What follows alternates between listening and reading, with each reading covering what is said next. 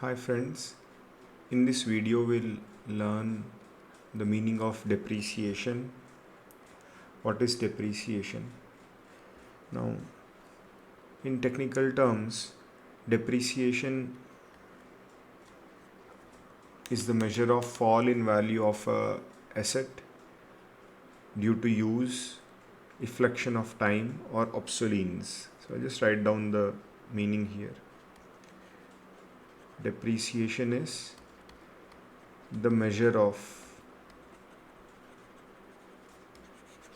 fall in value of an fall in value of an asset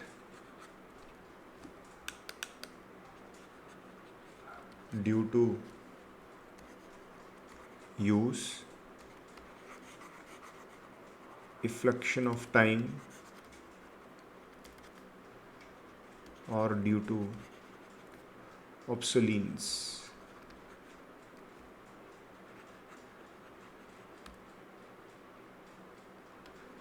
So this is what depreciation is. Depreciation is the measure of fall in value. So what is it? It is a measure of fall in value of an asset due to use, efflection of time or due to obsolescence. Now let us take the example of an asset called as machinery, or let us say a car, or let us say a truck. These assets, due to usage, if you use it more, there will be a more amount of wear and tear which will take in these assets, and the value of that wear and tear, if you measure it in terms of money, that would be considered as depreciation. Let us say a car or a truck, if we use it for 10,000 kilometers in a year, the depreciation will be little less when compared to if you have used this car and truck for driving 1 lakh kilometers during the year. So the more you use these assets like machinery, car and truck, there will be more wear and tear, there will be deterioration in the asset, and the fall in value of the asset, the measurement of that fall in value of the asset is called as depreciation. So due to use, there will be wear and tear, there will be fall in value, there will be fall in value. The measurement of this fall in value is depreciation. So when you measure this fall in value in terms of money, that loss is called as depreciation. Now we said depreciation is also a measure of fall in value of asset due to efflection of time. Now what is this? Some assets will lose their value not due to wear and tear but more due to passage of time. Assets like building. Now you have assets like factory building where you install your machinery and you do your manufacturing process. Administrative offices, your head office, your regional offices, etc. They are housed in certain buildings. Whether you use the house, whether you use the building, administrative office 24 hours, 12 hours in a day, 365 days a year, or you use it only partially, maybe 200 days in a year, it's not going to have much of an impact on wear and tear of the building. The building don't lose its value due to more usage. It loses its value more due to passage of time. So usage has a negligible impact on the wear and tear of this asset.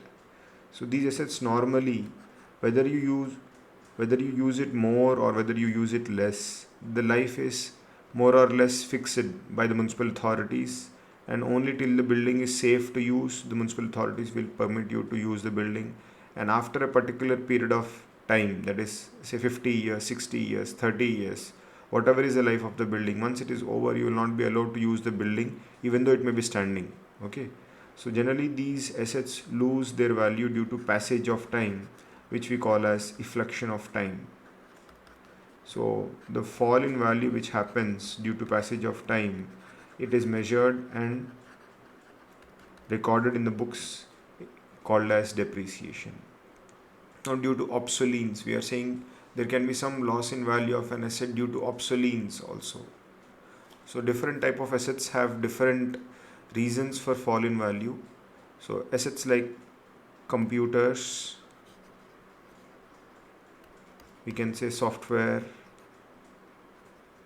these assets are more technology dependent, and as time passes by due to technological advancements, these assets become outdated. That means of no use, even though there's some physical life is left. Physically, these assets can be used.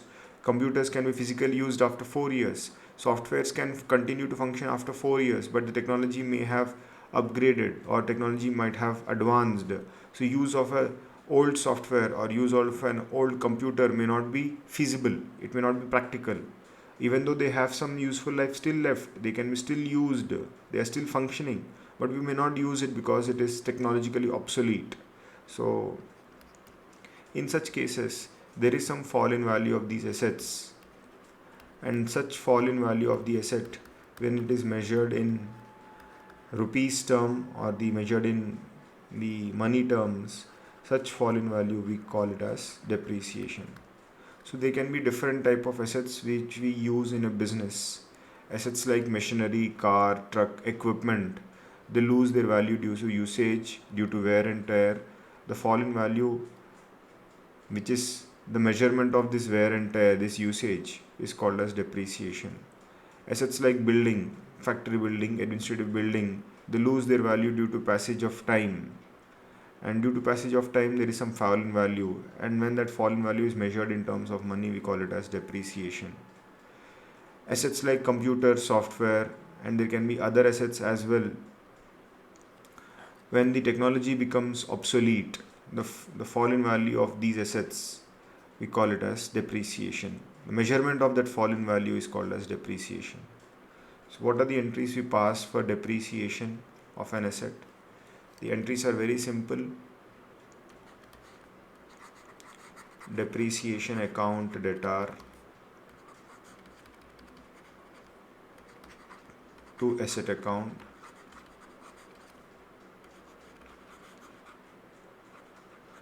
We pass this entry with the amount of depreciation.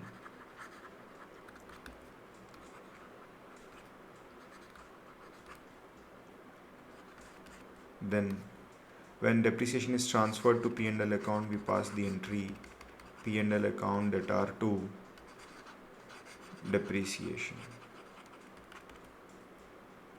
amount.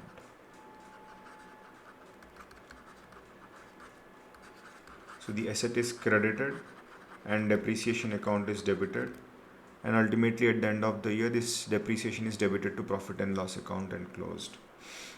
Now you can see here that there can be different assets which a business uses, and the reasons for fall in value of this asset differ.